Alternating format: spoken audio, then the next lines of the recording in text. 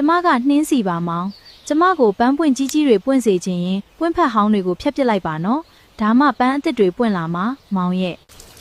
ကျမကသစ္စာပန်းပါမောင်ကျမကိုစိုက်ရင်မောင်ကတိသစ္စာတီးမရမယ်နော်ရေမမှန်လောင်းမှအယောင်ဆုံးပန်းတွေအမြဲပွင့်ပေးနိုင်မှာကျမကတောစပယ်လေးပါမောင်ကျမကိုတောသူဆိုပြီးအထင်မသေးလိုက်ပါနဲ့နော်မြေဩဇာသာကောင်းရင်မြို့သူတွေထက်အိမ်တအိမ်လုံးမှွေးပြန့်သွားအောင်ပွင့်ကျမကစက်ကူပန်းပါမောင်ကျမကိုရေတွေနေ့တိုင်းလာမလောင်းလိုက်ပါနဲ့နော်ကျမကညှိုးရော်ဖြစ်ခါနီး6သွေးမှပန်းတွေအပြုံလိုက်ပွင့်နာမို့ပါကျမကရွှက်လာပင်ပါမောင်အကောင်းစားမိတ်ကပ်တွေမလိုပါဘူးနေရောင်ကြီးရယုံနဲ့တင်မောင်အတွက်အစွမ်းကုန်လှပပေးမှာပါကျမကဂန္ဓာရပန်းပါမောင်ကျမကိုဂယုဆိုင်လွန်ပြီးရေတွေနေ့တိုင်းမလောင်းပါနဲ့နော်ကျမကပြစ်ထားလေပိုလှလေမို့ပါကျမကမေမြို့ပန်းပါမောင်ကျမကိုချစ်ရင်အပင်ချင်းအရန်ကပ်ပြီးမထားပါနဲ့နော်လေဝင်လေထွက်ကောင်းမှမောင်အတွက်ပန်းပွင့်ပေးနိုင်မှာ